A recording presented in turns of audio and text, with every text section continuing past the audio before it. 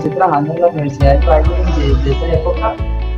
Mi tema ha sido la tecnología de asistencia, y dentro de la tecnología de asistencia, pues obviamente está esto de las órtesis como un factor muy importante, sobre todo para nosotros los terapeutas ocupacionales. Entonces hoy, pues con Luzma pensamos que es chévere hablar un poquito de lo que tiene que ver como con esos principios que deben regir tanto la elaboración como el diseño y la adaptación de una órtesis para miembro superior, ¿no? Pues, que es lo que nos va a garantizar que ese dispositivo verdaderamente cumpla con un objetivo y pues nos va a evitar y le va a evitar al usuario muchos problemas y seguramente le va a aportar un elemento muy importante en su rehabilitación. Las órtesis son importantísimas en estos procesos de rehabilitación, de rehabilitación del usuario con lesiones de muchos tipos. Pues. Entonces, para empezar, quiero hacer énfasis en algunos puntos que son muy importantes, además de los principios que vamos a ver, puntos que son muy importantes a tener en cuenta cuando estamos haciendo, diseñando, construyendo o adaptando cualquier tipo de órtesis, tanto de miembro superior como de miembro inferior. Bueno, me van a oír decir es muy importante muchas veces y me perdonan, pero es que todo es clave, todo es muy importante. Lo primero, debemos mantener en la medida de lo posible el movimiento, especialmente de las articulaciones pues, que no requieren una intervención. Debemos solo inmovilizar o intervenir las articulaciones puntuales que vamos a intervenir. De hecho, si nosotros vamos a hacer una órtesis estática, tipo palmeta, por ejemplo, lo ideal es que se recomiende nocturna o mientras la persona esté en reposo, porque es muy importante que la persona realice actividades, utilice su miembro afectado, sea funcional y haga sus terapias, ¿no? Entonces, una órtesis 24 horas no es nada recomendable. Entonces, lo ideal es dar unos momentos, ya si es dinámica se entrega un instructivo, ahora veremos la importancia del instructivo también, se entrega una especie como de documento donde se le hace un horario al sujeto o a la persona de cuánto debe mantener su órtesis puesta. Y si es estática y grande como una palmeta que cubre tanto antebrazo como mano y dedos, pues lo ideal es que sea nocturna o en momentos de reposo. Habrán unas órtesis estáticas, sobre todo las que se usan para lesiones por sobreuso de la mano, como túnel carpiano, tendinositis de Kerbein, ese tipo de lesiones, donde se inmoviliza solamente lo necesario, pero esas sí se usan durante el día y yo por lo menos recomiendo que se utilicen mientras está realizando la actividad que le está produciendo la lesión. Punto principal, mantener el movimiento de las articulaciones en la medida de lo posible y, como les digo, si es una órtesis estática, clave colocarla solo en momentos donde el usuario no requiera utilizar esa mano o nocturnas se recomiendan básicamente. Órtesis para flexión. En un momentico vuelvo a poner el puntero. No, perdón. Es este. Órtesis para flexión. Generalmente se ubican en la zona palmar del segmento, ya sea antebrazo o mano, cuando hablamos de órtesis de miembro superior. Órtesis para extensión se ubican en la zona dorsal del segmento. Ahora, no quiere decir que todas tienen que cumplir con esto. Habrán algunas órtesis que por heridas abiertas, por elementos de sujeción, por 1000 motivos, puede uno tener que diseñarla de otra manera, pero generalmente así debe ser. Las imágenes que vamos a ver durante la presentación son fotos, casi todas, de órtesis que hemos realizado en el Laboratorio de Tecnología de Asistencia de la Universidad de la Escuela de Rehabilitación Humana de la Universidad del Valle, con estudiantes de práctica de últimos semestres de terapia ocupacional, o órtesis que he realizado yo que realizo en mi práctica privada. Aquí estamos viendo una órtesis muy linda para supinación. El niño tiene dificultad para supinar. Estas, estas bandas elásticas que rodean el antebrazo hacen una tensión suficiente para que logre el niño mantener pasivamente su segmento supinado, pero pueda activamente hacer pronación. Dentro de esos puntos claves que hay que tener en cuenta es si tenemos al frente una persona, un usuario con su mano edematizada, es lo primero que tenemos que intervenir. Recuerden, aquí no estamos solos, esto es un equipo interdisciplinar. Yo hablaría de un equipo transdisciplinar, porque es muy importante el usuario ahí con nosotros, decidiendo, compartiendo, tomando a veces ciertas decisiones importantes en el proceso, viendo cómo se hace. A mí me parece, y siempre lo hemos trabajado así, delante del usuario hacemos la órtesis, con él ahí, y eso le da también como más empatía y más como amigabilidad y más aceptación a la órtesis por parte de la persona. Bueno, entonces si hay edema, lo primero que tenemos que hacer es intervenir en edema. Las órtesis en este caso son claves. Usualmente vamos a colocar una posicional que va a mantener la mano en posición funcional, el antebrazo, la muñeca y la mano en posición funcional. Manejar mucho lo que son posturas, ejercicios, técnicas, movilizaciones. Esto lo hacemos con fisioterapia y generalmente también está el médico, el fisiatra, si es el caso, ahí pendiente pues, de este trabajo. Ningún elemento de la órtesis, llámese la misma base tras de plástico, llámese correas, bandeletas, deben apretar o disminuir en este caso el retorno venoso, no deben estar muy tensionados, las correas deben ir suaves, no flojas, pero tampoco muy apretadas. Debemos de alguna manera prevenir y evitar algún daño en ese segmento o que se produzca un edema por la postura del aparato o que haya una isquemia o problemas circulatorios o peligros de contracturas.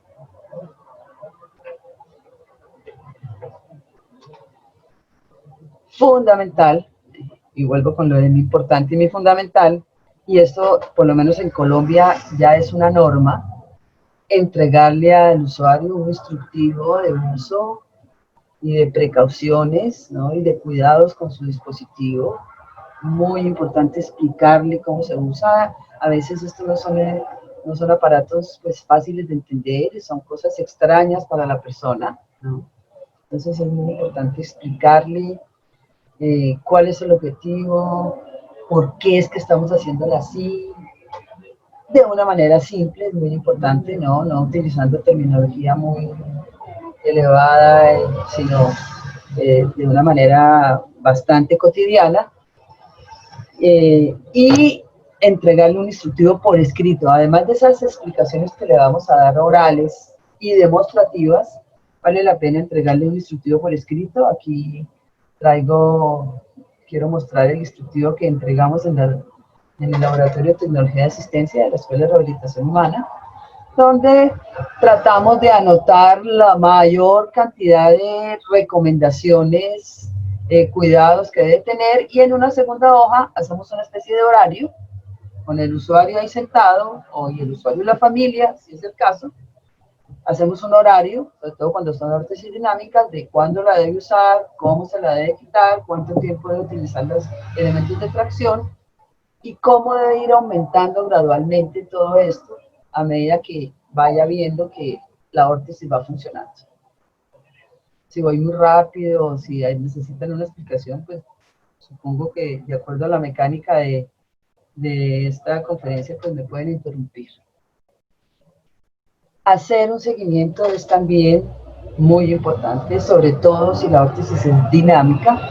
De hecho, desde el primer momento hay que recomendarle al usuario, señor, mire, esto no se puede quedar así como está, usted tiene que venir frecuentemente, cada mes, cada 15 días, eso ya se decide con el usuario, tenemos que ajustarla para que esto siga su proceso.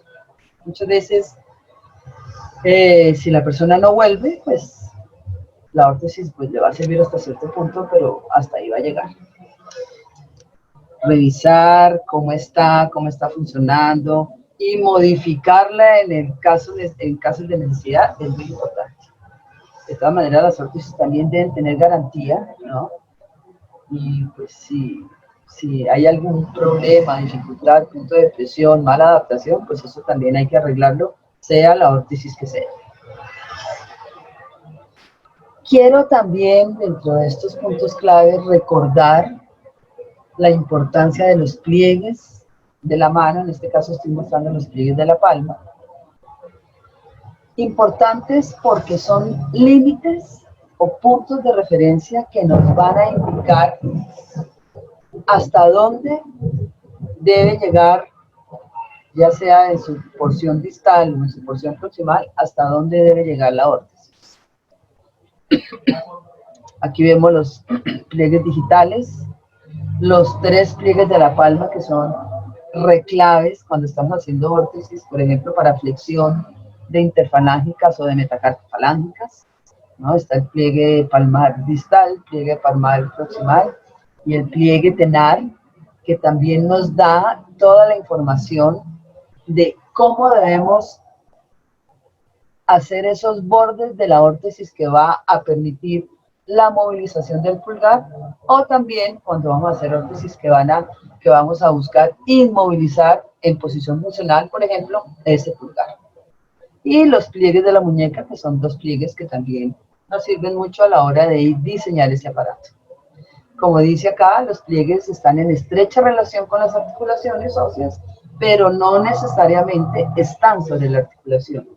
Y el ejemplo lo vemos en estos pliegues, en el pliegue digital proximal, que por ahí no hay ninguna articulación. La articulación, cuando al plegar las articulaciones metacarpofalángicas, vamos a tener como guía el pliegue palmar distal y proximal.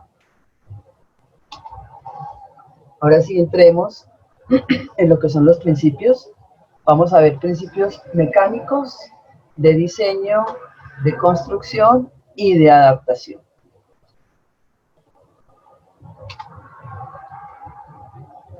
Antes que nada, debemos definir cuál es la posición en que vamos a colocar ese segmento. Y para definir la posición, tenemos a la mano 3 variables. El primero es, obviamente, la patología. Es una consideración muy importante y de hecho ya hay algunas patologías que nos indican cómo debe ir la órtesis. El ejemplo clásico es la órtesis para el síndrome del túnel carpiano, que ya sabemos cómo debe ir: dedos libres, muñeca en neutro, solo inmovilizar muñeca. En el caso, por ejemplo, de posquirúrgicos, de tenografias de tendones, ya sean de flexores o extensores, hay una serie de protocolos que ya están establecidos en la literatura, y en esos protocolos también se habla de qué tipo de órtesis son los que se pueden realizar.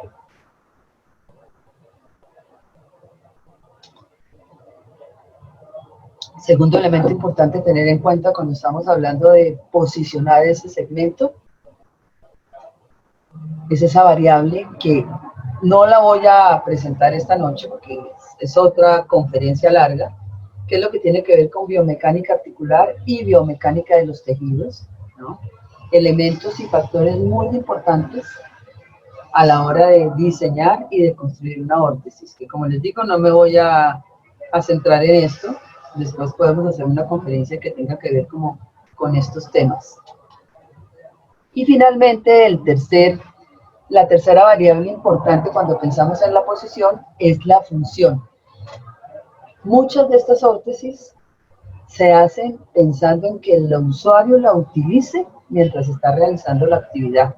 En ese caso es muy importante considerar qué postura se va a hacer, cómo vamos a dejar libres ciertos segmentos o ciertas partes de ese segmento. Por ejemplo, vamos a dejar libres los dedos, vamos a colocar la muñeca en algún grado de extensión para poder facilitar los patrones de movimiento, ¿no?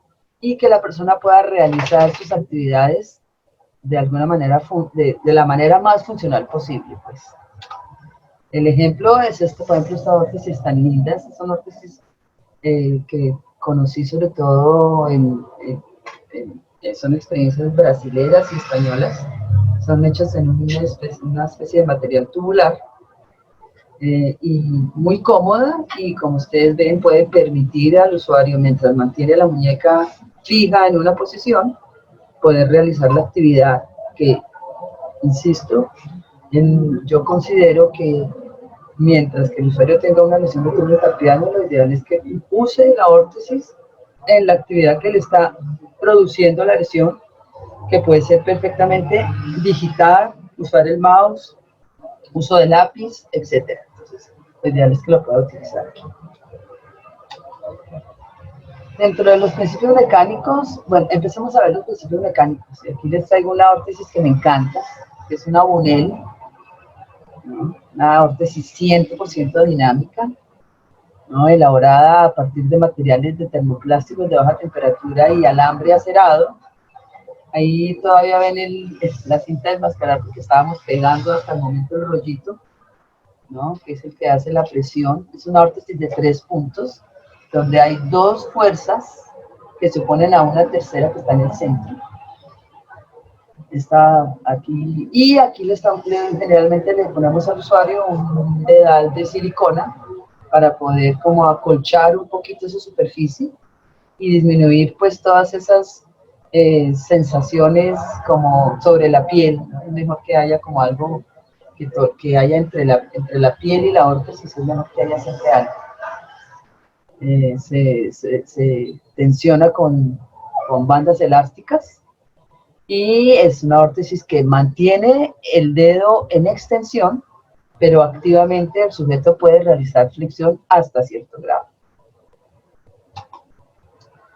Entonces, el primer principio mecánico es áreas de superficie. ¿Qué quiere decir esto? Que el contacto del material de la órtesis debe ser suficiente para que la extremidad quede bien ubicada, como dice acá, y se haga un buen ajuste.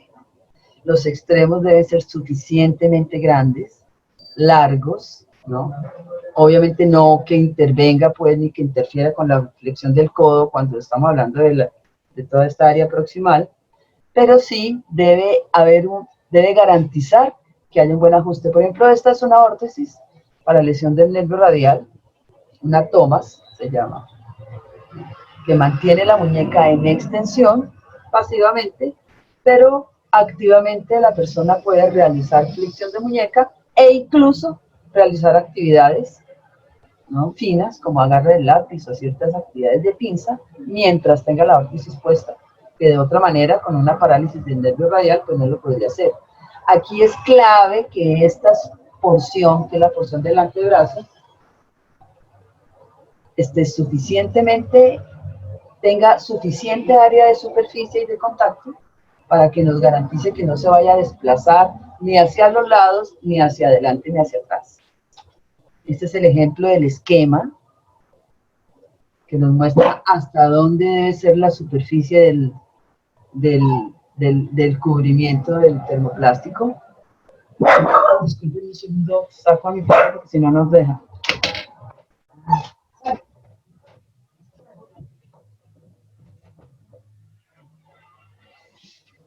Qué pena, qué pena. Entonces, hasta aquí nos muestran 3 posibilidades. El esquema A, donde hay una poca área de contacto. De hecho, el material llega hasta la línea media del antebrazo. En este caso, pensemos que este es el antebrazo, ¿no? Seguramente no nos va a garantizar una buena adherencia y una buena adaptación de esa órtesis en el segmento. Aquí vemos un poco más arriba, pues mis medidas son más o menos 1 centímetro más de la línea media del antebrazo. que es la ideal, ¿no? Aquí vemos una bastante más cerrada, que no es conveniente, porque ya seguramente va a ser un aparato muy difícil de quitar o muy difícil de poner, sobre todo pues si está hecha con materiales muy rígidos, ¿no? De pronto con termoplásticos de baja temperatura que permite que se pueda abrir, pues no va a ser tan complicado, pero tampoco necesitamos dejarlas tan cerradas, ¿no? Lo ideal es que sea un poco más arriba de la línea media. Fundamental este principio porque va a evitar que la órtesis se desplace, ¿no? Se mueva o quede muy incómoda, o la persona tenga que apretarse demasiado en las correas, que tampoco es nada conveniente considerando lo que hablábamos ahora de mantener el retorno venoso y toda esa parte circulatoria y de cutánea que es tan importante, ¿no? Bueno, miren, aquí estamos viendo el ejemplo, pues, de esta es una órtesis tipo Warner Spring para extensión pasiva de dedos, flexión activa. Y vemos cómo estamos sobrepasando la línea media del antebrazo, buscando precisamente conservar esas áreas de superficie lo suficientemente amplias para que nos garantice una órtesis cómoda y funcional. Segundo principio mecánico, lo que tiene que ver con comodidad y ajuste de los contornos, que está muy amarrada a este primer principio. Y aquí prácticamente lo que nos dice es que mientras más área de contacto haya, menos van a ser los puntos de presión. Y en estos termoplásticos de baja temperatura, que no son baratos, no sé en otros países, pero aquí en Colombia no son económicos, la lámina tiene sus costos, ¿no? A veces las personas tienden a ahorrar material y a veces ahorrar material no es conveniente porque nos va a resultar una órtesis donde el área de contacto no es la suficiente. El ejemplo que nos muestra aquí es de una órtesis de miembro inferior, pero me parece que es un ejemplo muy bueno donde vemos cómo una órtesis corta, ¿no?, puede producir, ¿no?, incluso problemas de presión en todos sus extremos, ¿no? Aquí suponemos que esta es una órtesis para extensión de rodilla, correas delgadas que también no son las ideales, mientras que si nosotros ampliamos estos brazos de palanca de la órtesis, ¿no? Este es el brazo de potencia, este es el brazo de resistencia de la órtesis. Ahora veremos eso de las palancas. Se ve mucho más cómoda, más efectiva además, ¿no? Correas anchas y un soporte en la rodilla grande, también con un buen correaje, que va a permitir una buena fuerza a la inversa a la fuerza que están realizando estas dos extremos.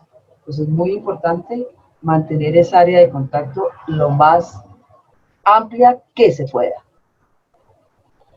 Más confortables son las órtesis largas, obviamente no que llegue hasta el codo, no debe limitar la flexión del codo, eso también es muy importante. Pero sí, más o menos mi medida son 3 o 4 dedos por debajo del pliegue del codo, cuando hablo de la porción proximal de esa órtesis, ¿no?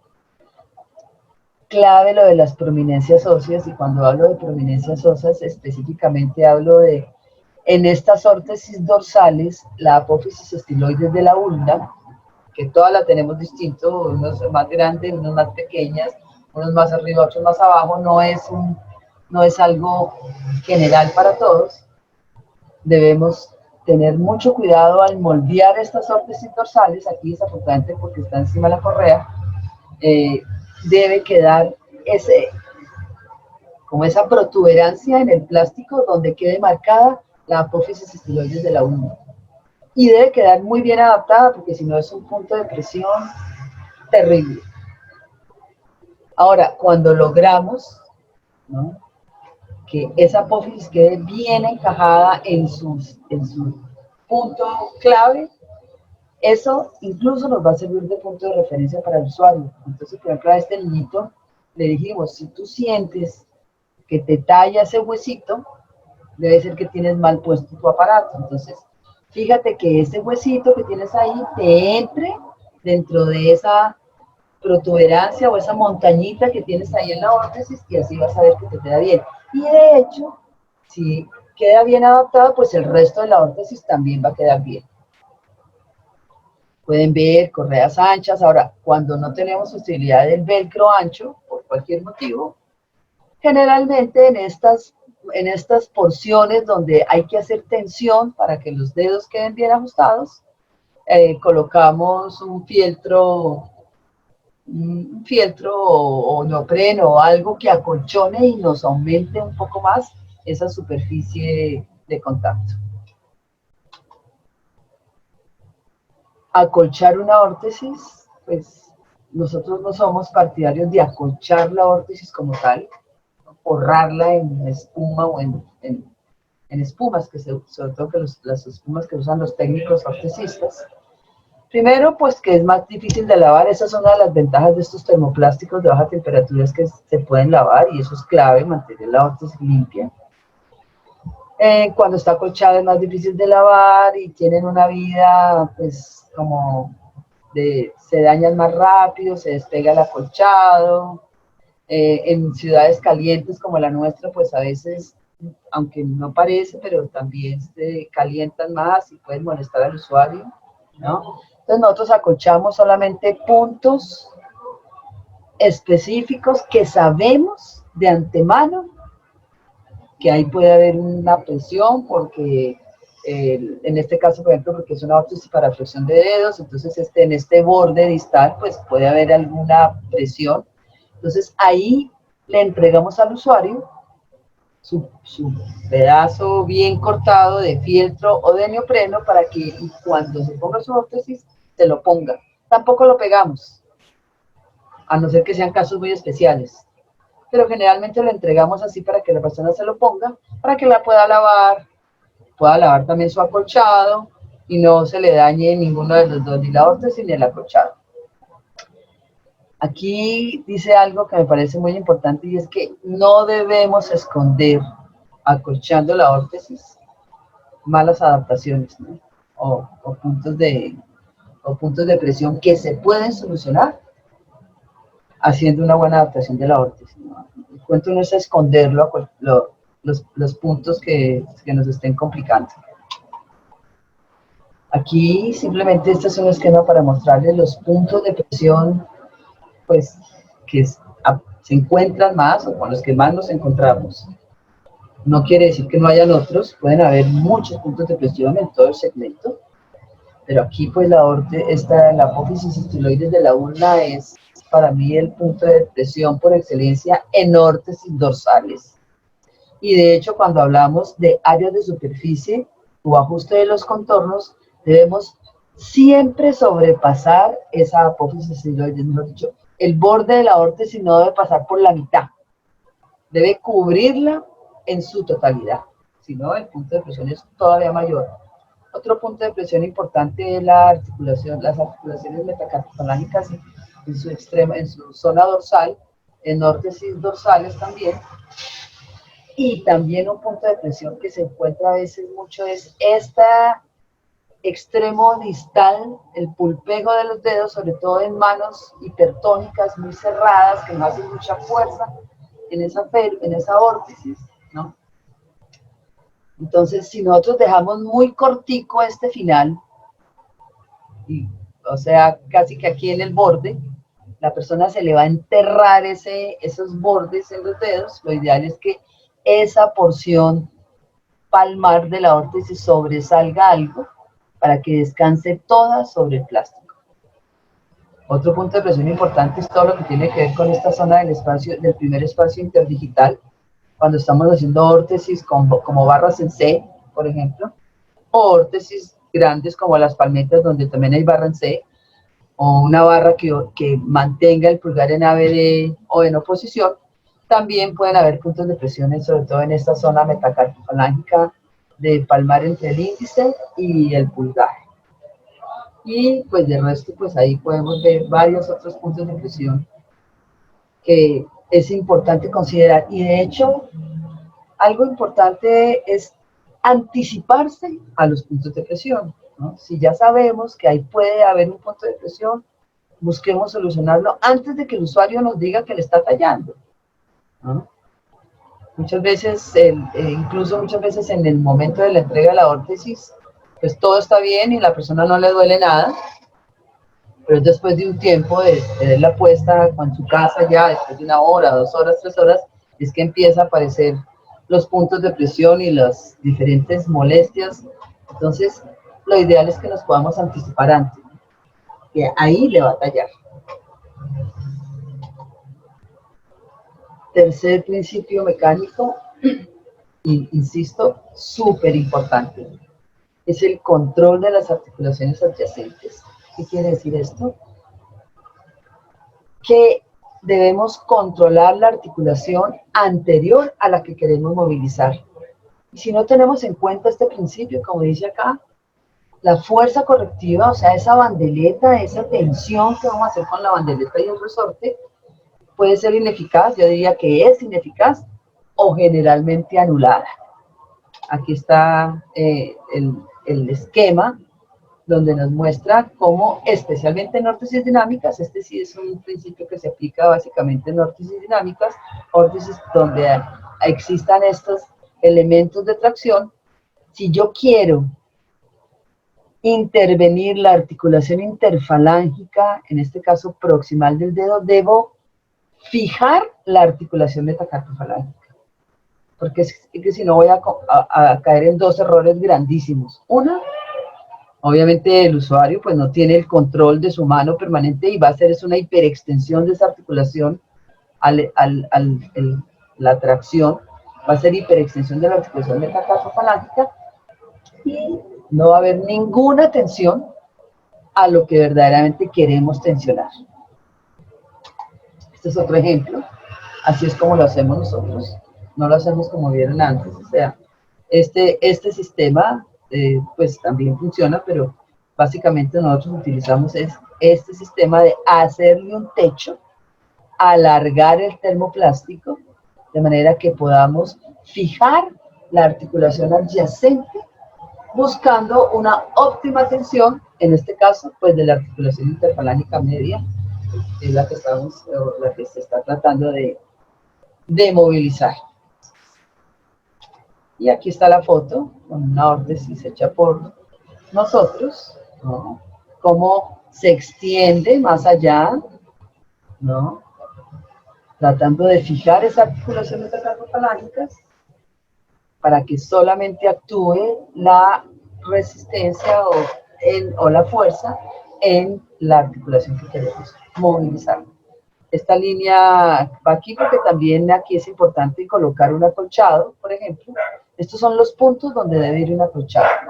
Y esta que ven aquí, no sé si alcanzan a ver esto como una telita, nosotros entregamos, eso también es ya un hábito, ya es algo que lo hacemos con todas las órtesis, le entregamos al sujeto un guante en un material de algodón que se llama stockinette o tubo de media, que es un material ortopédico que se usa básicamente en las personas, cuando se trabaja con las prótesis, con eso se cubren los muñones.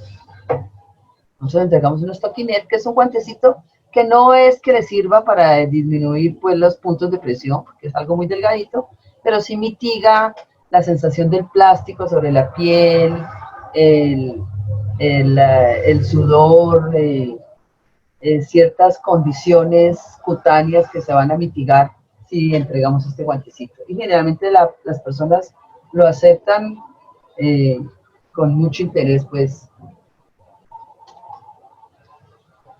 El cuarto principio mecánico es la aproximación al arco de los 90 grados. Bueno, súper importante, sobre todo cuando estamos hablando de órtesis dinámicas, ¿no? Donde también hay medios de tracción, como veíamos antes. Esas órtesis que tienen las bandeletas, ¿no? Y aquí voy a leer esto porque me parece que no debo olvidarme de ninguna palabra, y es que la fuerza utilizada para corregir la deformidad articular, fuerza que es realizada con el tensor y la bandeleta y la banda elástica, debe ser aplicada en un ángulo de 90 grados de aproximación a ese segmento que queremos movilizar, y esos 90 grados deben estar en relación con la posición de ese segmento, y esos 90 grados se deben conservar durante todo el proceso.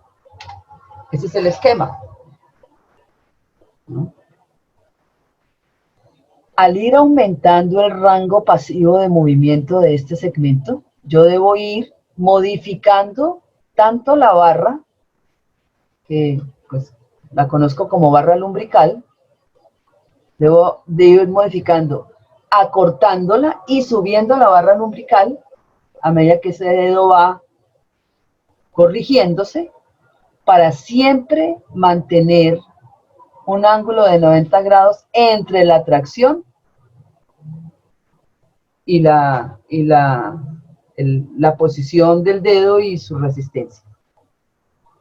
Lo ideal es llegar acá, o sea, aquí ya esta barra está bastante corta y perfectamente ubicada en derecha, está en la tracción, pues es como lo que quiero explicar, ¿no? Entonces, muy importante considerar esto, y eso tiene mucho que ver con que si nosotros no respetamos este principio, lo que vamos es a lograr unas rotaciones del segmento, en este caso de los dedos, que no son convenientes para nada, y no va a haber la fuerza suficiente ni la tracción adecuada para poder responder pues a ese objetivo, que es extensión de ese dedo. Aquí vemos otro esquema, miren cómo en este caso se mantiene permanentemente el ángulo de 90 grados entre la bandeleta y la posición del dedo, y aquí lo que se cambia, se va modificando esa platina o esa barra lumbrical a medida que el dedo va cediendo. Por eso es tan importante, vuelvo a mi palabra de la noche, pues citar al usuario periódicamente. Eso ya depende de lo que se decida y del estado del usuario y de la mano. Citarlo para empezar a hacer estas modificaciones, ¿no? Porque es que si no, la órtesis no le va a servir. No le va a servir de nada que esté todo el tiempo la órtesis en esta posición horizontal, porque va a llegar un momento en que ya no va a hacer ninguna función. Igualmente en las órtesis de flexión, ¿no? Debemos también mantener el ángulo de los 90 grados, y para eso pues se juega aquí con una serie de elementos de tracción que mantienen estos bandas elásticas, en este caso, pues en la posición adecuada, buscando pues ese objetivo. Este es un ejemplo, esto es una órtesis como llena de bandeletas, como pueden ver.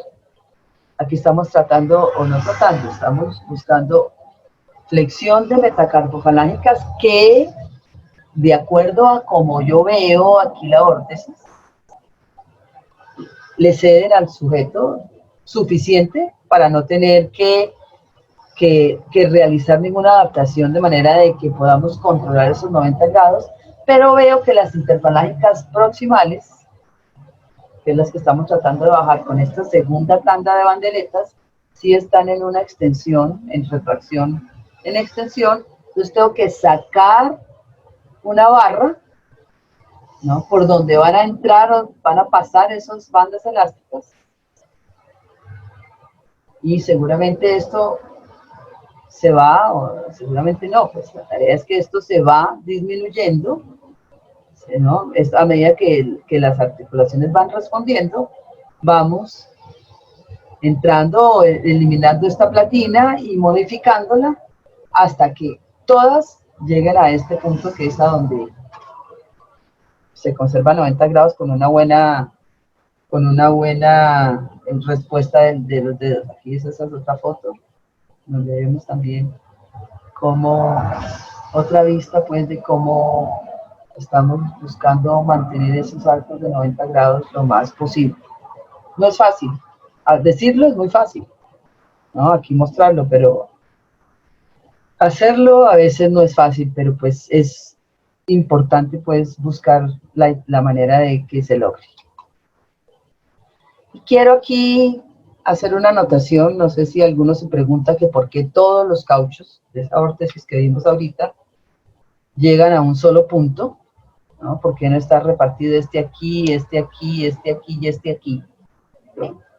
¿Cuál es el motivo de que se encuentren en un solo punto? Y el motivo de que se encuentren en un solo punto tiene que ver con la biomecánica de las articulaciones, y es que al flexionar los dedos, estos, si ustedes los doblan hacia la palma, hacen una línea como imaginaria, van a ver que esa línea se encuentra más o menos a nivel del hueso escafoides.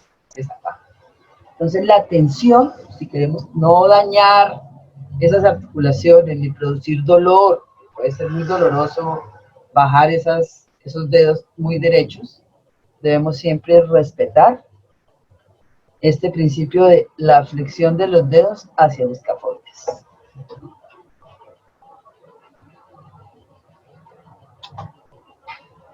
Quinto principio y último principio mecánico es el incremento de las ventajas mecánicas, ¿no? Súper, súper, súper, súper, súper importante. No solamente en órtesis dinámicas, esto sí es un principio que se debe cumplir en la mayoría de las órtesis, tanto dinámicas como estáticas, e incluso en órtesis de miembro inferior también, ¿no? Y es que aquí debemos tener en cuenta el buscar una manera de que haya un sistema favorable de fuerzas, que las fuerzas que actúan en la órtesis, ¿no? Fuerzas que tienen que ver tanto con el dispositivo como con el segmento que estamos interviniendo, se logren coordinar de tal manera que se potencien y sean más bien un elemento positivo y no un elemento que o va a causar una mala adaptación de esa órtesis, o en otros casos también que esas órtesis se rompan, pues por la falta de no respetar esto del sistema favorable de fuerzas. Y cuando hablamos de sistema favorable de fuerzas debemos hablar de sistema de palancas, porque aquí estamos aplicando a una palanca de primer grado. Y es que las órtesis, cuando estamos hablando de palancas, las órtesis se deben considerar como una palanca de primer grado, donde el eje es la muñeca, esta es una órtesis básica. El eje es la muñeca, el centro, el fulcro de la palanca, el brazo de potencia es el antebrazo, que debe ser un brazo suficientemente largo, ¿no?, para poder garantizar que haya una buena fijación de esa muñeca, y el brazo de resistencia es el brazo que se extiende hacia la zona distal o hacia la zona de la mano. Entonces, siempre en la mayoría de las órtesis se cumplen esta palanca de primer grado. Este es un esquema, ¿no?, que vemos como al incrementar el brazo de potencia, ¿no?, vamos a favorecer la comodidad, el ajuste, ¿no?, y seguramente también vamos a favorecer la fijación de la articulación que queremos fijar, en este caso la muñeca. Yo les aseguro que una órtesis con este brazo tan cortico, además de que va a molestar, va a tallar aquí en este borde, como ya vimos anteriormente, no va a fijar esa muñeca. Después de ponerse esa órtesis, supóngase que es para un túnel carpiano, debemos fijar la muñeca y les aseguro que esa órtesis, allá la muñeca se va a mover como si no tuviera nada puesto. Y a medida que tenemos lesiones más severas, como por ejemplo cuando tenemos a un usuario con un hipertono flexor, que tiene esa muñeca flexionada, pues así, haciendo mucha fuerza, o contracturas, o quemaduras, por ejemplo, donde hay esas cicatrices queloides que a veces generan una serie de posiciones muy forzadas. Si encontramos este tipo de lesiones de muñeca, en este caso, por ejemplo, lo ideal es que ese brazo de palanca esté un poco más largo.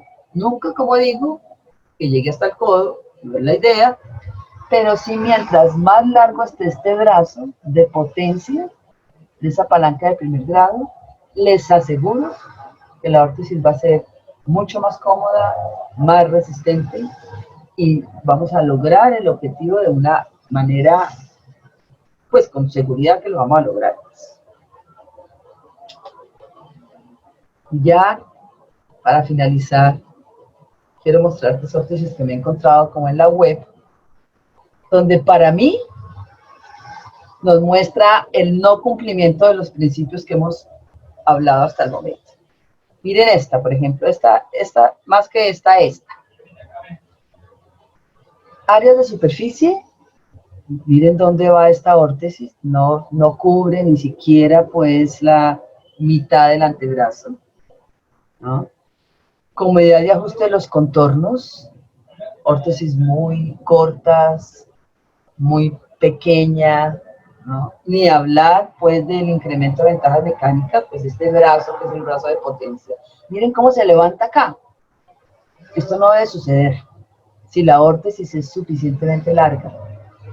Las correas, no hay sino un solo elemento de sujeción, además muy delgadito. Lo ideal es que en este caso, bueno, como está cortica, pues pensaron en ponerle una, pero lo ideal es que aquí hayan 2 correas en el antebrazo. Control de articulaciones adyacentes tampoco aquí a este principio se está respetando. Aquí se supone que esto es una órtesis para extensión de articulaciones interfalángicas, pero aquí incluso si fuera una órtesis para extensión de articulaciones metacarpofalángicas, también debo ponerle aquí un techo, porque si no voy a correr el riesgo de que hacer una hiperextensión de estas articulaciones. Entonces yo le pongo un techo a 90 grados aquí, perdón, a 180, aquí un techo derecho, de manera que hasta ahí llegue la extensión que yo estoy buscando. Y más aún, si yo estoy buscando pues esa extensión de interfalángicas proximales, ¿no? Es que ahí lo que voy a hacer es una hiperextensión que aquí se alcanza a ver, ¿no? Cómo se hiperextienden estas articulaciones. ¿Por qué? Porque no hay un control de las articulaciones adyacentes.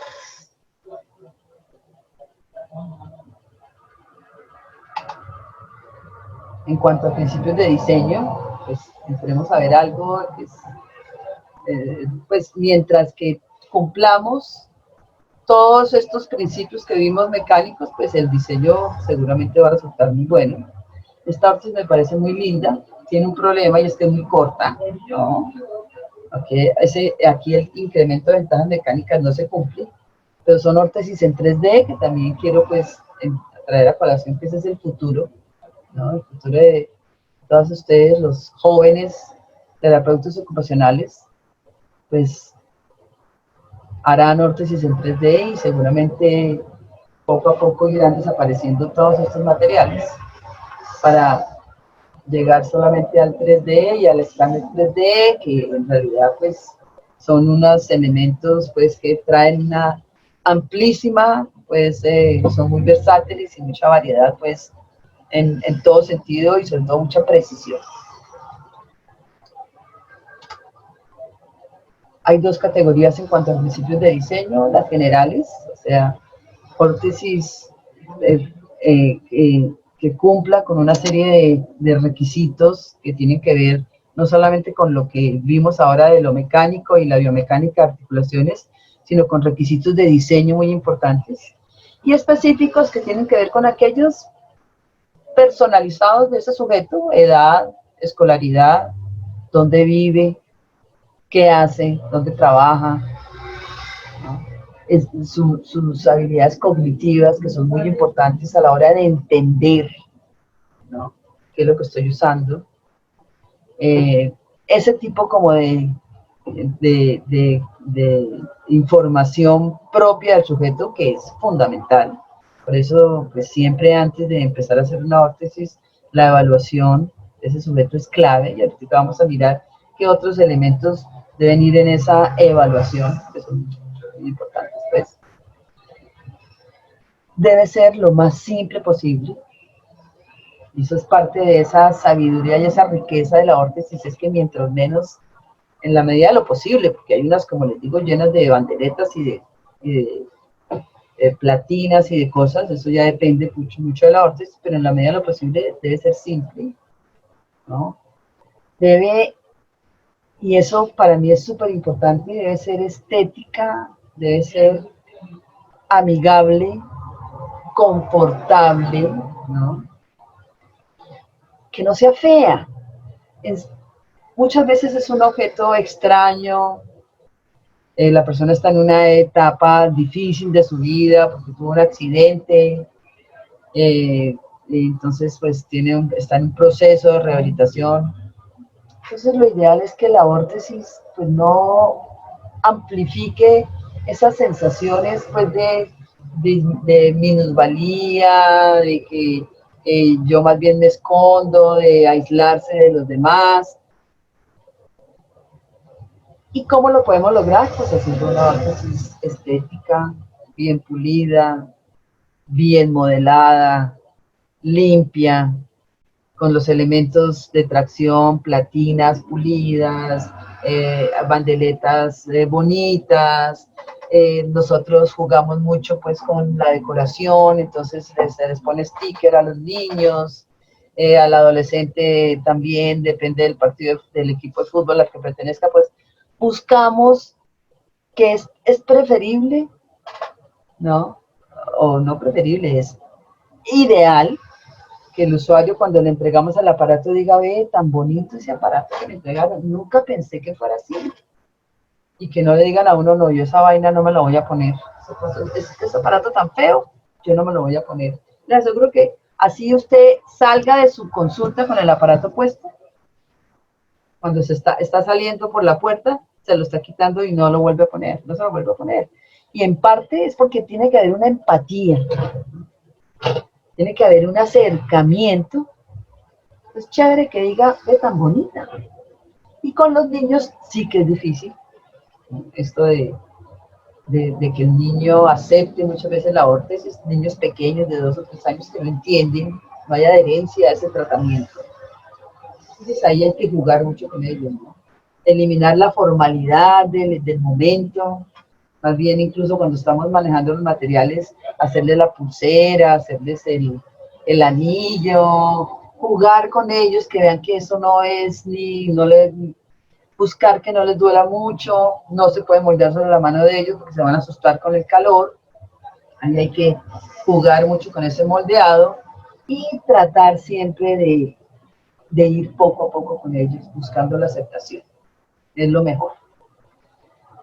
El diseño debe ser flexible en la medida en que usted pueda o uno pueda tanto modificar la misma órtesis sin pensar en hacer otra, ¿no? Entonces, desde el primer momento que estamos diseñando esa órtesis, debemos saber si es una órtesis que hay que modificar en algún momento, ¿no? Eso nos va a disminuir mucho en tiempos y costos, pues. Además que, pues no sé en otros países, pero aquí en Colombia estos dispositivos no son muy económicos, pues en parte por el valor del costo del material. Clave, ¿no? Y eso ya lo habíamos dicho antes, pues determinar cuál es la función que estamos cumpliendo con la órtesis, ¿no? Y eso obviamente pues tiene que ver mucho con el diseño, no voy a restringir, voy a inmovilizar, no voy a inmovilizar, voy a colocar en la mano en reposo, ¿qué es lo que yo voy a hacer? Entonces de eso depende mucho pues obviamente el diseño. Muy importante, me perdonan, es muy importante otra vez, evaluar sensibilidad. Así creamos que la patología no tiene alteraciones de sensibilidad. Por ejemplo, yo tengo una señora con artritis reumatoidea y pues se supone que en la artritis reumatoidea la sensibilidad se conserva. Evaluemos la sensibilidad. Y estemos seguros de que hay una buena respuesta sensorial en esa mano y en ese antebrazo y no vamos a tener problemas futuros por, pues, por no haber considerado este aspecto. Muy importante las diferencias anatómicas, las estructuras de los tejidos blandos, si hay suturas, si hay dispositivos externos como clavos, placas, fijadores externos, tutores, todo ese tipo de elementos, pues hay que considerarlos a la hora de hacer el diseño. En cuanto a principios de construcción, pues si seguimos estos principios más los que hemos visto anteriormente, pues vamos a garantizar a ese usuario una calidad en el servicio y una órtesis que se va a poder poner de manera adecuada y durante el tiempo que lo requiera. Órtesis livianas. Por fortuna, estos termoplásticos actuales, estos termoplásticos de baja temperatura, son livianos, dan la posibilidad pues, de una órtesis muy, muy liviana. De hecho, muchas personas que necesitan tener un yeso, por ejemplo, permanentemente, generalmente, finalmente el médico lo remite a un terapeuta para que le cambie el yeso por este tipo de plásticos que son mucho más fáciles de manejar, ¿no? Y de quitar y de poner. En cuanto a durabilidad, es muy importante considerar la durabilidad del material, de las bandeletas, de los sistemas de tracción, y aquí me faltó de los sistemas de correaje o de sujeción.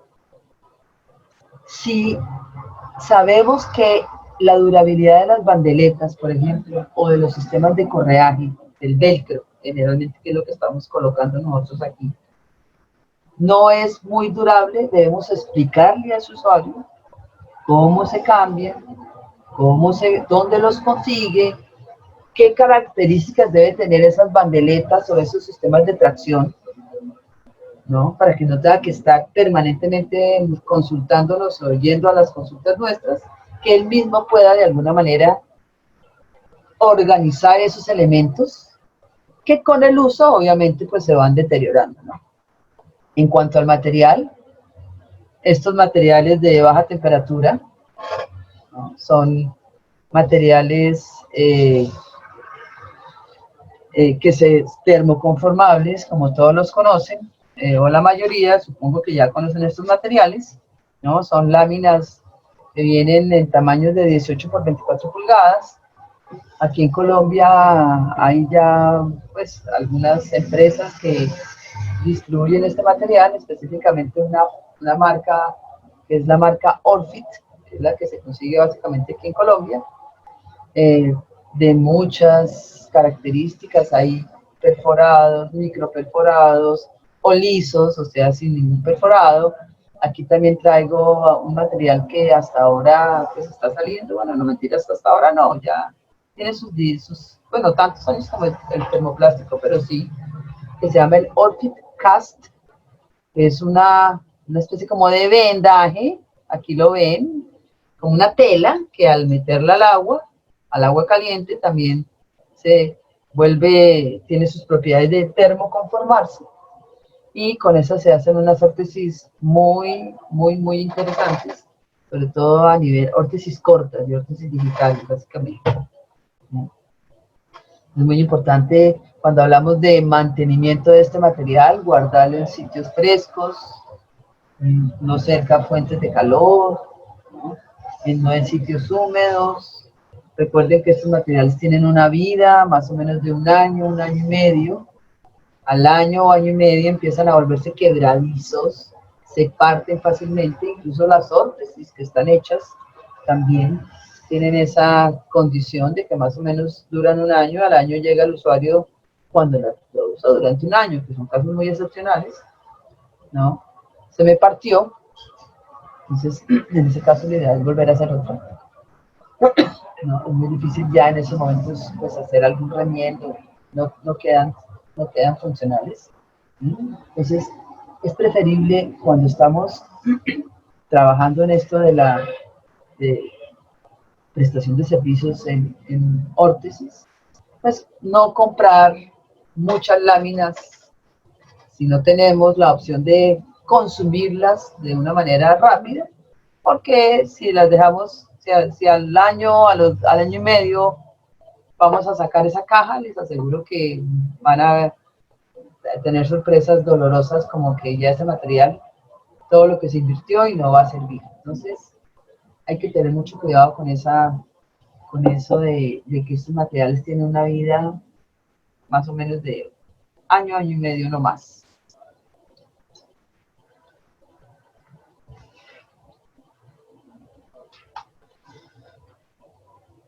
Muy importante mantener,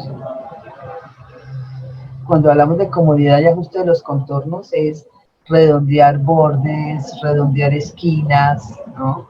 Es que estos redondeados de aquí no solamente le van a dar comodidad a ese sujeto, que no le va a quedar el filo, el borde ahí, sino también, y ahora vamos a ver un principio que es la rigidez del material, también le va a dar resistencia a esta muñeca, para que no ceda el material y permita movimiento. Entonces es clave, ¿no? Eso da la resistencia. Entonces, es muy importante redondear, ajustar los contornos. Aquí ven el estoquinet que les digo que le ponemos al usuario, el guantecito, ¿no? Aquí el guante sobresale y lo volteamos para que no moleste y se esté como entrando cuando hay movimiento de la mano. Redondear esquinas, órtesis con esquinas, por lo menos no son admisibles en nuestro quehacer en la universidad ni en nuestra práctica privada. Esquinas redondeadas, de hecho hay una consideración y es que al cortarle, si cortamos la esquina muy angulada, pues va a tener más riesgos de rupturas o de que se quiebre por ahí el material, mientras que si hacemos esto redondeado, pues va a tolerar mucho más la fuerza, ¿no? Y todas las presiones que se ejercen sobre este material. Igualmente, en porciones delgadas, como sería la porción que hay aquí en la parte palmar de esta órtesis, ¿no? Que es una porción delgada que simplemente sostiene la parte palmar de la articulación metacarpofalángica, pues no deben haber puntos de quiebre, ni mal cortados, ni mal pulidos, porque por ahí también se corre el riesgo de que se parte. Entonces, muy importante hacer todos de curvar todas las esquinas y todos los momentos. Aquí también estamos viendo vemos cómo curvamos esto, y aquí vemos también que estamos levantando, haciendo una pestaña hacia arriba. Bueno, ahorita les explico lo de la pestaña hacia arriba, de una vez, es esta, ¿no? Que es lo que tiene que ver con la rigidez. Y es que si nosotros curvamos, por ejemplo, esta es una órtesis para mano espástica, una dorsopalvar. Usualmente la fuerza de los dedos hacia la flexión por el limpiatono de esa mano, pues va a empezar a fracturar rápidamente estos extremos, que son muy delgados y no se pueden hacer muy anchos porque ya queda una órtesis muy, yo llamo órtesis raquetudas, ¿no? Mucha raqueta. Entonces aquí lo importante es, si nosotros curvamos este material, vamos a lograr una resistencia óptima y la órtesis no se va a partir. Entonces aquí vemos el esquema, ¿no? Sí.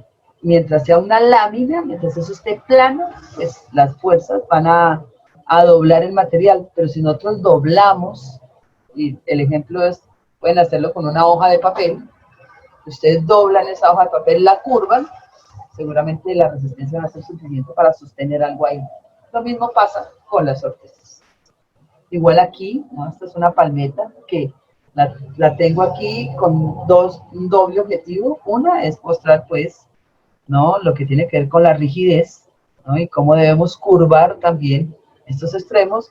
Y dos, para mostrarles la magia de la órtesis. Esta es una órtesis que hicimos en la universidad con estudiantes de práctica del hospital departamental y del servicio de la universidad, a una usuaria con una artritis reumatoidea. Miren esa mano, obviamente los dedos le ceden, ¿no? Aquí no hay unas contracturas, sino hay posición inadecuada, pero al estirarle el dedo le cede sin dolor.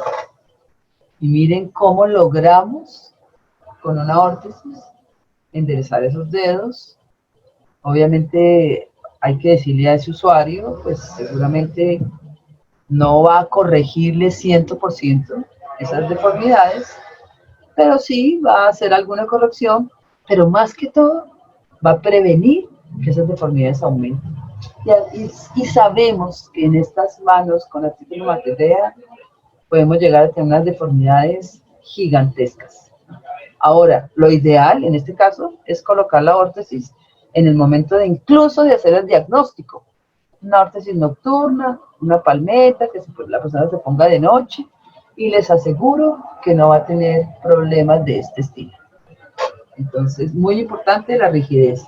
Y aquí en la anterior, pues, levantar el borde proximal, ¿no? Que no solamente da confortabilidad a la órtesis, como les digo, sino también pues va a facilitar, ¿no? A reforzar estos espacios. Esta es una órtesis para desviación lunar, desviación típica en las manos con artritis reumatoidea.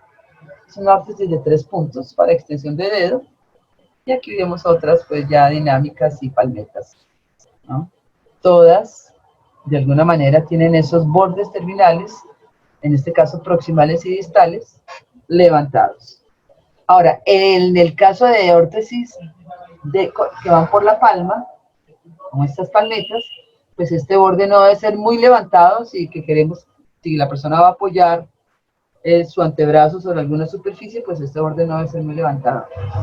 Cuando hacemos órtesis, donde la persona va a trabajar con la órtesis, como a digitar o a escribir, pues el borde debe ser mínimo o buscar la manera de hacerla dorsal, ¿no? Que hemos descubierto o hemos llegado también a la conclusión en la práctica que es muy importante, si estamos haciendo órtesis para que la persona maneje, por ejemplo, el teclado o escriba con la órtesis, conservar toda esta parte de sensibilidad en el antebrazo y esta parte proprioceptiva para facilitar la función. Ya lo vimos. Bueno, sistemas de correaje, fundamental, un buen correaje. Hay muchas maneras de ubicar las correas. Nosotros utilizamos mucho el velcro, ¿no? Hay velcros de colores, jugamos mucho con eso. Aquí en Cali, pues no es fácil conseguir velcro de colores, pero pues incluso a veces hasta lo hemos teñido, ¿no? A veces tenemos que colocar, como vimos en la órtesis de la señora con artritis, correa para cada dedo. Eso depende mucho de nuestro objetivo y del tipo de lesión. Es una órtesis más difícil de poner, obvio, porque pues se complica la postura para cada dedo, pero muchas veces nos garantiza una buena posición. Correajes anchas, ajustadas pero no apretadas. En los niños a veces estas correas no funcionan porque se las quitan facilísimo, entonces ahí a veces hay que jugar como con otras opciones como hebillas, o muchas veces también amarramos la órtesis, le hacemos a los niños pues estas palmetas, le hacemos huequitos por todo el extremo y la amarramos como si fuera un cordón de zapatos y se demora menos en quitarla, pero de todas maneras con los niños hay que tratar de que le guste el cuento, de jugar con ellos. Muchas maneras pues, de ubicar el sistema de correaje, en este caso para una órtesis palmar, ¿no? Este es el que usamos tanto en la consulta privada como en la universidad básicamente, pero no quiere decir pues que los demás no sean los adecuados, también funcionan muy bien y pueden garantizarnos un buen ajuste de esa órtesis. Bandeletas, muy importante, ¿no? Materiales suaves, flexibles, cómodas, bien ajustadas, ni muy grandes ni muy chiquitas, que sean fáciles de poner y fáciles de sacar por la misma persona en la medida de lo posible, ¿no? Aquí, como dicen los niños, no es aconsejable las células dinámicas, porque debe haber una adherencia al tratamiento, no debe entender la persona qué es lo que me están poniendo y cómo tengo yo que participar en este proceso. Y con los niños es más difícil, ¿no? Generalmente los niños de trabaja son básicamente estáticas. Bueno, aquí vemos una órtesis bastante complicada, doble función, como la llamo yo, una órtesis para flexión y para extensión, dependiendo del momento pues, que el sujeto esté en ese proceso de intervención. Otros principios, pues, el corraje es sencillo, fácil de quitar y fácil de poner, eso es súper, ojalá, en la medida de lo posible, que sea el mismo usuario que se lo quite y se lo ponga. Esto es lo ideal. Señalar puntos de referencia, hablábamos de la apófisis estiloides como un punto de referencia para órtesis dorsales. Hay otros puntos de referencia como el espacio interóseo, el primer espacio interóseo entre el índice y el pulgar, que también es un punto de referencia cuando hacemos órtesis tipo palmeta. Y hay otros pues, puntos de referencia que ya aparecen durante la elaboración de la órtesis. Como dice aquí, para los niños con raja especial, muy importante asearla, insistirle al sujeto que la mantenga limpia, sus correas también limpias. Hablamos de forrar solamente sitios puntuales, usamos materiales absorbentes debajo de la órtesis, que es el estoquinet o el tubo de media que les conté que usamos aquí en Cali. Por eso es que no la forramos, para que la persona la pueda lavar. Ahora, por lo menos limpiarla con un elemento húmedo, un pañito húmedo con alcohol, funciona bastante bien si es que no es necesario lavarla permanentemente, pero es muy importante mantenerla limpia. En cuanto a principios de adaptación, pues mientras que se cumplan todos los anteriores, va a haber una buena adaptación y lo contrario, ¿no? Hay una buena adaptación, pues si respetamos todo lo anterior.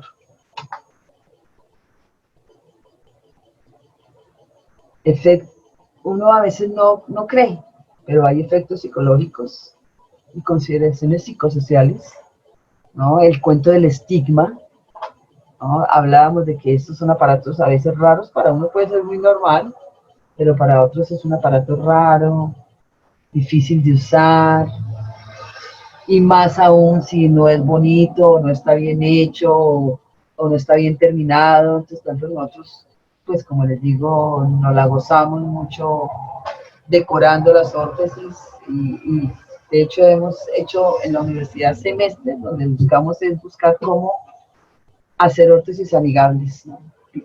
Hay pacientes o usuarios que nos piden permiso de que la pueden pintar y pues la puede pintar por el extremo que no está en contacto con la piel, porque pues, no sabemos cómo se comportan esas pinturas con el contacto permanente de la piel, pero si la quiere pintar ahora. Estos termoplásticos, como les digo, vienen ahora en doble font, doble faz y animal print, y una cantidad pues de temas y de colores hermosísimos que pues facilitan esto pues del estigma que se genera muchas veces con este tipo de aparatos. Bueno, creo que no sé si queda claro, si hay alguna pregunta, pues ya, Luzman, puedes abrir micrófonos, no sé qué opinen, qué intervenciones haya. Sí, profe. Ya voy a abrir micrófonos. Un segundo.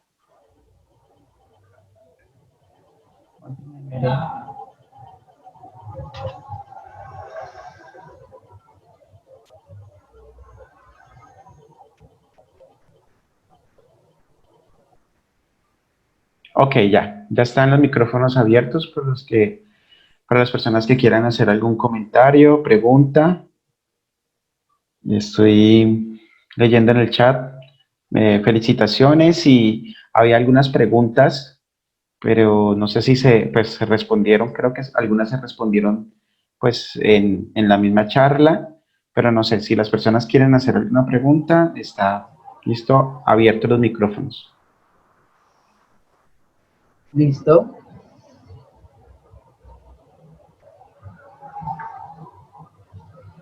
Profe, yo tengo una pregunta. Dale. Es que yo había escuchado que para la limpieza el alcohol puede llegar a ser un enemigo en el termoplástico, ¿eso es cierto? No, los materiales disolventes como el thinner, ese tipo de líquidos, sí. El acetona, el limpiador de uñas, ¿cómo se llama? El quita esmalte, porque eso sí pueden como ir como... Corroer el material. Exacto, exacto, exacto, pero el alcohol no. De hecho, Ah, ahora con esta pandemia se recomienda mucho pues limpiar las órtesis con alcohol o con de esos elementos que todos esos antibacteriales son a base de alcohol y no les pasa absolutamente nada. gracias, profe.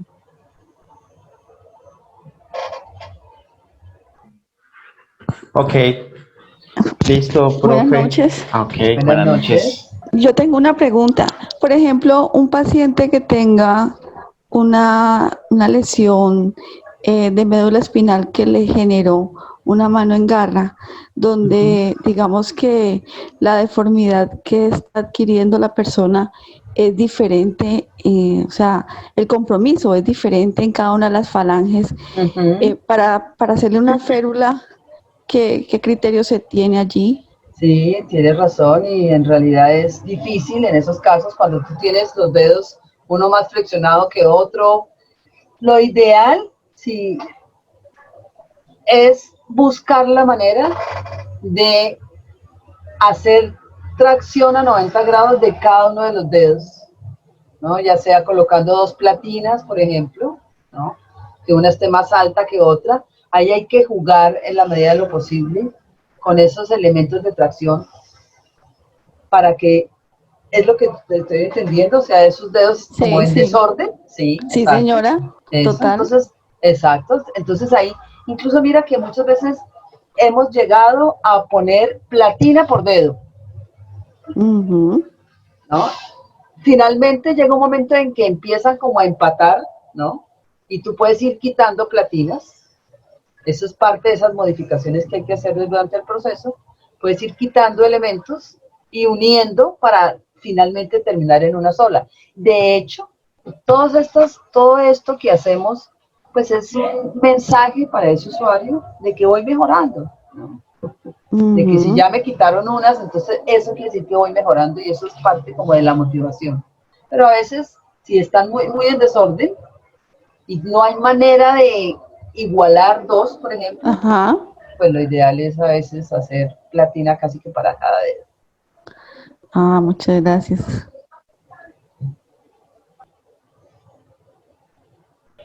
Ok, bueno, muchísimas gracias por este espacio, como les decía, también las personas que nos acompañaron. Gracias Patricia, gracias a todos los que nos acompañaron, Natalia, por recordar, por aprender, Sí, por motivarnos a aprender más. Entonces, bueno, Patricia, como siempre, muchísimas gracias, profe, no, cuídate mucho. Y bueno, este espacio pues se cierra por este momento, pero como dice con la profe Patricia, pueden contar con ella, pueden entonces seguir interactuando y nosotros pues tenemos entonces la próxima semana una nueva reunión en este espacio de Estoy Aprendiendo. Muchísimas gracias por participar y bueno, nos vamos despidiendo.